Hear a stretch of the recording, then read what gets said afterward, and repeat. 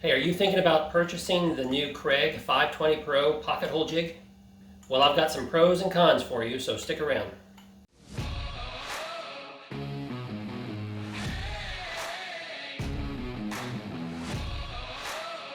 Hey everyone, welcome back to the Woodworking Garage. Today we're taking a look at the new Kreg 520 Pro.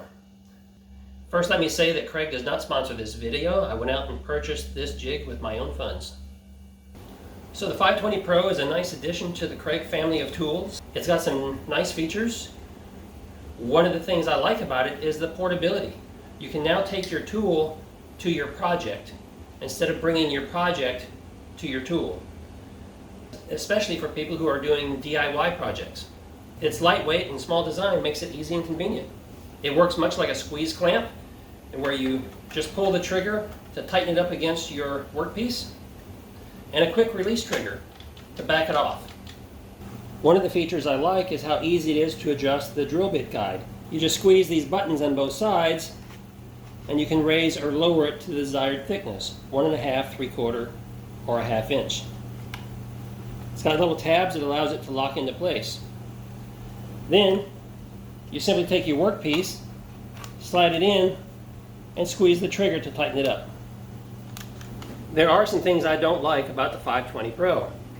With this adjustment tension knob released and the drill bit guide pushed all the way to the back, it's a pretty snug fit getting a 1.5 by material in there for something that's meant to be portable. You almost have to put it down to be able to squeeze it and hold it to be able to put your wood in or to pull it back out. I like the portability that it offers.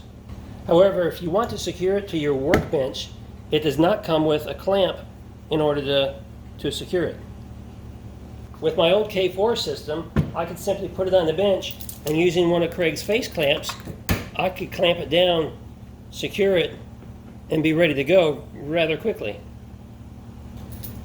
With the new 520, there's no quick clamp options available to you. It has a slot down here, but none of Kreg's face clamps will fit. So to secure it to your workbench, you'd have to buy this accessory clamp, which is a twisty. And it slides in right here into this slot, and then you have to hold it in place because it easily falls out, and it's fallen out a couple of times on me. So you have to hold it in place and then do the twisty action in order to get it tightened down. Now once it's tightened, it's nice and secure to your bench, and it works okay. It's just not very convenient. So for paying $99 for the 520 and then having to buy this twisty clamp, which I imagine is going to be another $15 or $20, I haven't checked, you might as well just buy the 720, which has more features. So with a couple of convenient features, yet a few cons, is the 520 Pro a good value? I would say it's a pass. I think very few people could find a use for this in its portability to be able to take this to the workpiece in order to drill a pocket hole. For the money that you're going to spend and for the lack of the features, you'd be better off staying with the K5 system, which is going to be cheaper than the 520, or spend a little bit more and get the 720. Hey, if this short video of the Kreg 520 Pro was helpful to you, please give me a thumbs up and let me know. If you have any questions or comments, drop them down below and I'd be happy to respond. If you'd like to learn the pros and cons of the Kreg 720 Pro, I'm going to throw that video up for you right here and you can take a look at that. And please remember to subscribe and also ring the bell so you get notified of all new videos that I upload.